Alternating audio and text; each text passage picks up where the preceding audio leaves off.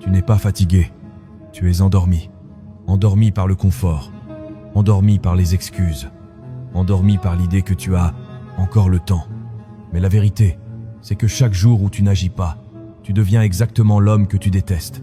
À la fin de cette vidéo, tu comprendras pourquoi personne ne viendra jamais te sauver et pourquoi il n'y a qu'une seule règle qui sépare les hommes forts de tous les autres.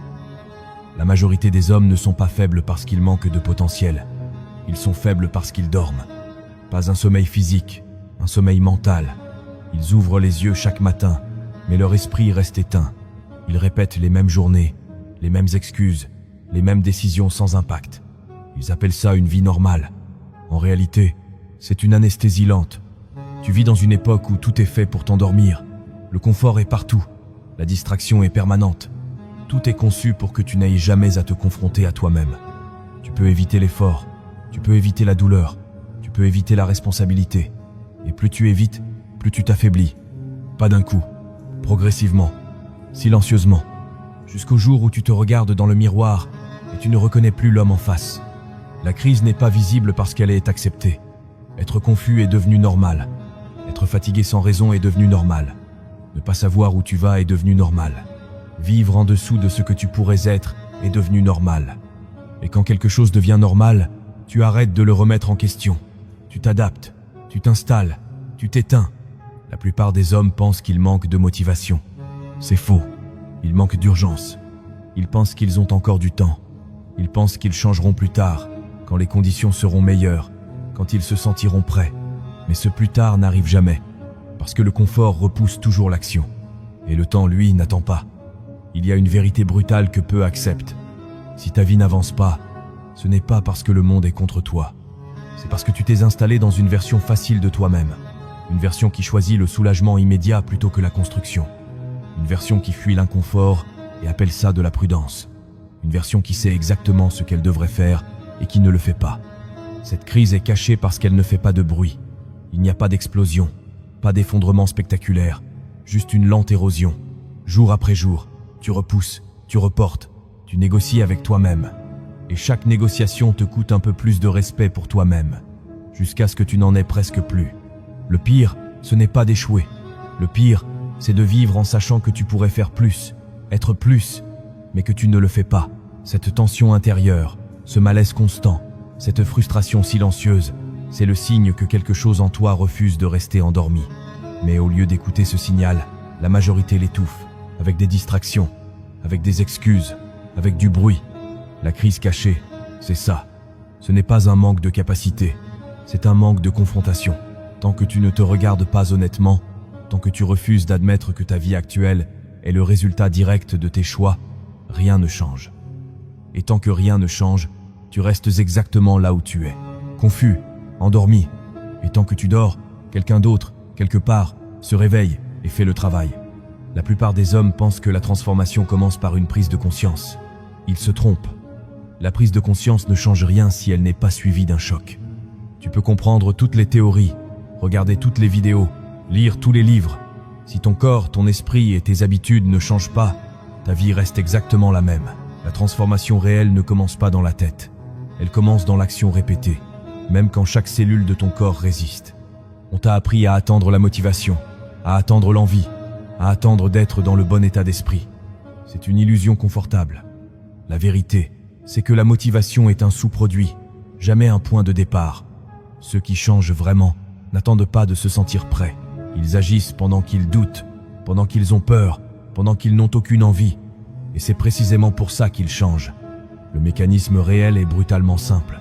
Tu fais quelque chose de difficile, tu n'aimes pas ça, tu recommences, encore et encore, jusqu'à ce que ton identité s'aligne sur tes actions. La discipline ne consiste pas à se forcer une fois. Elle consiste à ne plus négocier, à supprimer le débat intérieur, à décider une fois, puis à exécuter tous les jours, sans émotion. La douleur n'est pas un effet secondaire, elle est le passage. Chaque fois que tu choisis l'inconfort volontaire, tu envoies un message clair à ton esprit. Tu es aux commandes. Chaque fois que tu cèdes au confort, tu envoies le message inverse. Et ton cerveau apprend très vite quel message il doit croire. Il devient ce que tu lui répètes, par tes actes, pas par tes intentions. Beaucoup veulent changer leur vie sans changer leurs habitudes. Ils veulent des résultats sans transformation intérieure. Ils veulent une nouvelle identité sans payer le prix. Ça n'existe pas. Ton identité actuelle est le produit exact de ce que tu fais chaque jour quand personne ne te regarde. Pas de ce que tu dis, pas de ce que tu promets, de ce que tu répètes. La répétition est ce qui forge, pas l'intensité ponctuelle. Tu peux avoir un sursaut, une semaine parfaite, un mois discipliné. Ça ne suffit pas. La transformation arrive quand l'action devient automatique. Quand tu fais ce qui doit être fait même les jours sans énergie, sans clarté, sans récompense immédiate. C'est là que quelque chose bascule. À un certain point, tu ne te forces plus. Tu deviens. Tu ne fais plus de la discipline. Tu es discipliné. Tu ne cherches plus à être fort mentalement. Tu l'es. Parce que ton cerveau a compris une chose essentielle. Tu fais ce que tu dis, même quand c'est dur. Et cette cohérence crée une force intérieure que rien d'extérieur ne peut enlever. Le mécanisme réel de la transformation ne repose pas sur l'inspiration. Il repose sur la soumission volontaire à un standard plus élevé. Tu choisis une version exigeante de toi-même et tu t'y tiens, jour après jour, sans négocier, sans te plaindre, sans attendre que ça devienne facile. Parce que ça ne le devient jamais. Tu deviens simplement plus solide. C'est à ce moment-là que tout change. Pas quand tu te sens différent, mais quand tu agis différemment assez longtemps pour que ton ancienne version n'ait plus de place pour exister. Le plus grand mensonge qu'on t'a raconté n'est pas une phrase précise, c'est une philosophie entière, une manière de vivre présentée comme raisonnable, équilibrée, saine. On t'a appris à chercher le confort, à éviter les extrêmes, à ne pas trop forcer. On t'a dit que la douleur était un signal d'alerte, que la fatigue était un signe qu'il fallait ralentir, que l'inconfort était quelque chose à corriger. Et à force d'entendre ça, tu as fini par y croire. On t'a appris à te protéger avant de te construire, à sécuriser avant de devenir fort, à attendre des conditions parfaites avant d'agir. Le problème, c'est que cette logique ne crée pas des hommes solides. Elle crée des hommes fragiles, dépendants de leur environnement, incapables d'avancer sans validation ou sans motivation. Tu deviens prisonnier de ton ressenti, et ton ressenti est instable par nature. Ce mensonge est séduisant parce qu'il ne fait pas mal tout de suite. Il promet une vie douce, sans friction, sans pression. Mais ce qu'il ne te dit pas, c'est le prix à long terme. À force d'éviter l'inconfort, tu évites aussi la croissance. À force de vouloir te sentir bien, tu t'éloignes de ce que tu dois devenir. Et un jour, tu te retrouves avec une vie confortable, mais vide. On t'a dit d'être raisonnable. Mais être raisonnable, dans un monde qui récompense la médiocrité, c'est souvent renoncer à ton potentiel. Être raisonnable, c'est accepter une version réduite de toi-même pour ne déranger personne, y compris toi. C'est arrondir les angles, baisser les standards et appeler ça de la maturité. La vérité, c'est que la transformation n'est pas raisonnable. Elle est exigeante. Elle demande de faire ce que la majorité refuse. Elle demande de supporter ce que la majorité fuit. Et c'est pour ça que la majorité reste exactement là où elle est. Ils suivent les conseils d'un système qui n'a jamais eu pour objectif de les rendre forts, mais de les rendre prévisibles. On t'a appris que la sécurité était le but, mais la sécurité prolongée atrophie. Elle enlève l'urgence, elle anesthésie l'instinct, elle t'empêche de découvrir de quoi tu es réellement capable sous pression. Un homme qui ne se met jamais en difficulté volontaire ne se connaît pas. Il vit dans une version théorique de lui-même. Ce mensonge t'a aussi appris à chercher l'équilibre avant la construction, à vouloir tout avoir sans passer par la phase inconfortable.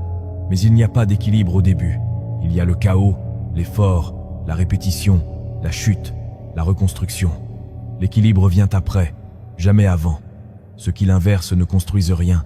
Le plus grand mensonge, au fond, c'est de croire que tu peux devenir quelqu'un de fort sans traverser des périodes où tu te sens faible, que tu peux te forger sans friction, que tu peux changer sans renoncer à ce que tu es aujourd'hui.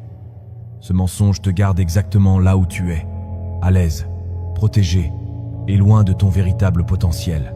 Tant que tu continues à croire que le confort est une récompense et non un piège, tu continueras à appeler vie quelque chose qui ressemble davantage à une attente.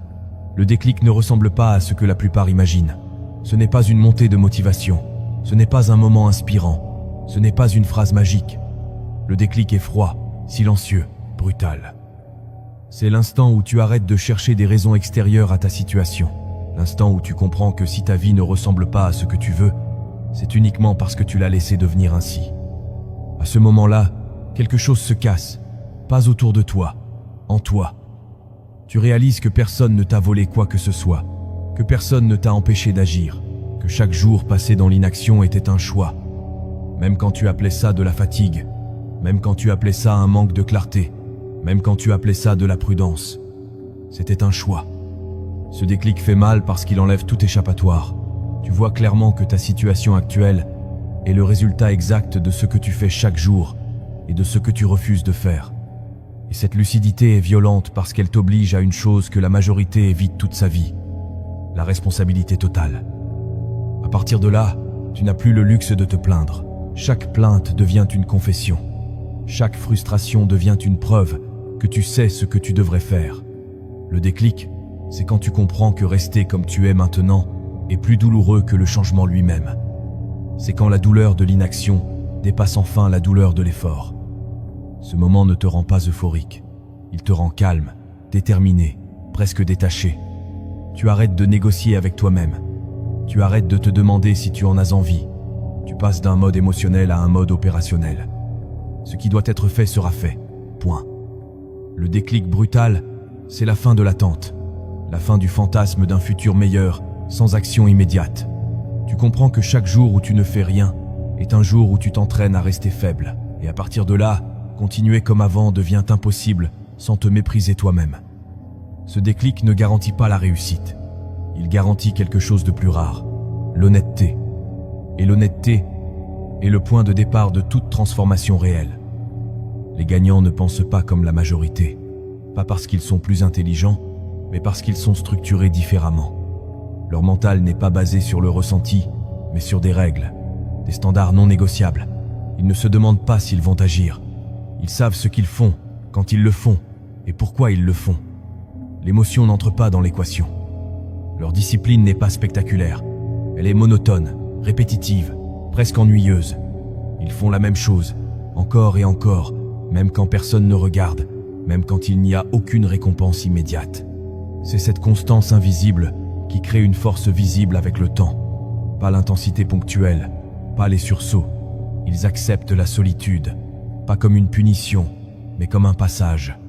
Ils comprennent que pour devenir quelqu'un de différent, ils doivent s'éloigner de ce qui les maintenait dans leur ancienne version. Moins de bruit, moins de validation, moins d'opinion extérieure. Le système mental des gagnants repose sur un principe simple. Ils font ce qui doit être fait, surtout quand c'est inconfortable. Chaque effort difficile devient une preuve supplémentaire qu'ils avancent dans la bonne direction. Là où les autres reculent, ils restent. Ils ne cherchent pas l'équilibre immédiat. Ils construisent d'abord.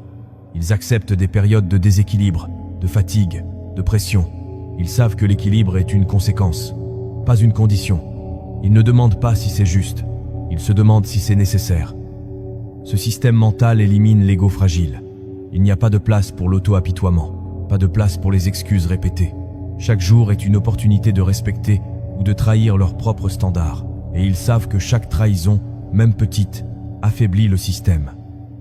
Avec le temps, ce mental crée quelque chose de rare, une stabilité intérieure.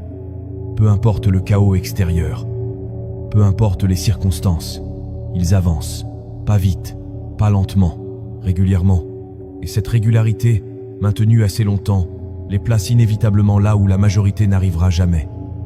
Les erreurs qui détruisent la majorité des hommes ne sont pas spectaculaires. Elles ne ressemblent pas à des échecs violents ou à des décisions catastrophiques. Elles sont discrètes, répétées, presque invisibles. Ce sont des choix quotidiens qui semblent anodins sur le moment, mais qui, accumulés, construisent une vie faible, confuse et fragmentée. Le danger, c'est que ces erreurs sont socialement acceptées. Personne ne te dira qu'elles te détruisent. Au contraire, on les encourage. La première erreur, c'est la distraction permanente. Ton attention est constamment sollicitée. Ton esprit n'a jamais le silence nécessaire pour se concentrer, réfléchir ou affronter ce qui l'évite. Chaque minute passée à consommer du bruit est une minute volée à la construction. Et plus tu t'habitues à être distrait, plus l'effort profond devient douloureux. Tu confonds alors cette douleur avec un manque de capacité, alors que ce n'est qu'un manque d'entraînement. La seconde erreur, c'est l'addiction au confort. Tu choisis ce qui soulage plutôt que ce qui construit. Tu évites la fatigue, la difficulté, la contrainte, et à force d'éviter, ton seuil de tolérance à l'inconfort chute. Ce qui était autrefois supportable devient insurmontable. Tu deviens dépendant de conditions idéales pour agir. Et les conditions idéales n'existent jamais. Il y a aussi l'ego. Cet ego fragile qui refuse d'être débutant, qui refuse l'humiliation temporaire, qui préfère ne rien tenter plutôt que de mal faire. Cet ego te pousse à protéger ton image au lieu de construire ta compétence. Et tant que ton image compte plus que ton progrès, tu restes bloqué. Les excuses sont une autre erreur mortelle. Elles prennent souvent la forme de raisons logiques, rationnelles, acceptables. Fatigue, manque de temps, manque de clarté. Mais une excuse reste une excuse dès l'instant où elle t'empêche d'agir. Et plus tu les répètes, plus elles deviennent une identité. Tu ne dis plus « je ne peux pas aujourd'hui », tu deviens quelqu'un qui ne peut jamais. La dopamine est peut-être l'erreur la plus sournoise. La recherche constante de stimulation rapide détruit ta capacité à rester engagé sur le long terme. Ton cerveau s'habitue à l'instantané, à la récompense facile. Et quand vient le moment de faire quelque chose de lent, difficile et sans gratification immédiate, tu fuis. Tu appelles ça un manque de motivation. En réalité, c'est un conditionnement. Enfin, il y a l'attente. Attendre d'aller mieux. Attendre d'avoir plus d'énergie. Attendre d'être prêt. Cette attente est une forme de sabotage déguisé. Chaque jour où tu attends, tu renforces l'habitude de ne pas agir. Et l'habitude est plus puissante que l'intention. Ces erreurs ne détruisent pas ta vie en un jour. Elles la vident lentement de sa substance. Elles t'éloignent de toi-même. Et un jour, sans comprendre comment, tu te retrouves loin de l'homme que tu aurais pu devenir. Pas à cause d'un manque de potentiel, mais à cause de choix répétés que tu n'as jamais remis en question. La transformation réelle ne ressemble pas à une métamorphose spectaculaire vue de l'extérieur. Elle est d'abord interne, silencieuse, presque invisible.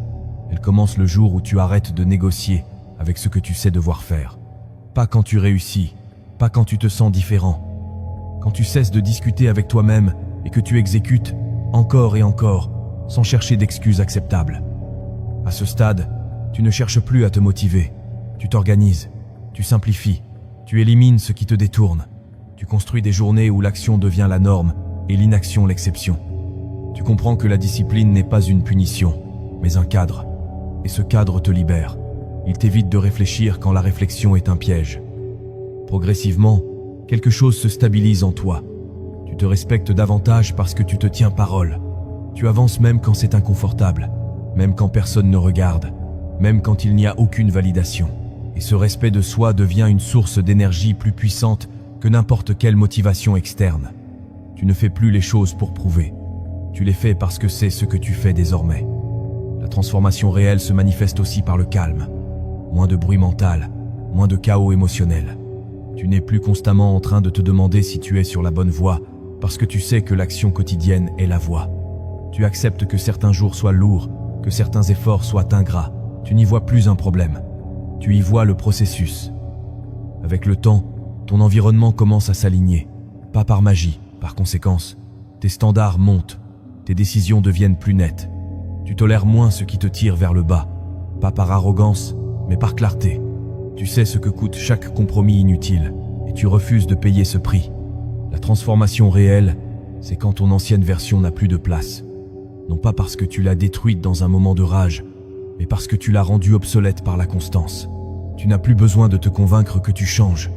Tes actes parlent pour toi et ils parlent tous les jours. La vérité que tu devais entendre depuis le début est simple, mais inconfortable. Personne ne viendra. Il n'y aura pas de moment parfait. Pas de déclic magique qui rendra l'action facile. Le temps n'est pas de ton côté. Chaque jour qui passe sans action est un jour qui t'entraîne à rester exactement comme tu es. La douleur que tu évites est le passage. L'inconfort que tu repousses est la porte. Et tant que tu continues à chercher une alternative plus douce, tu restes bloqué dans une version incomplète de ta vie. Il n'y a pas d'issue sans action. Pas de transformation sans discipline. Pas de respect de soi sans cohérence. Tu peux continuer à attendre, à consommer, à réfléchir, à promettre. Le monde ne t'en empêchera pas, mais il ne te récompensera pas non plus. Ou tu peux faire le choix que la majorité ne fait jamais, te réveiller et faire le travail, sans bruit, sans excuses, sans négociation. Ce choix ne garantit pas une vie facile. Il garantit quelque chose de plus rare, une vie assumée. Et à partir de maintenant, tu le sais. Chaque jour, tu choisis. dormir ou te lever, réfléchir ou agir, subir ou construire. Alors réveille-toi et fais-le.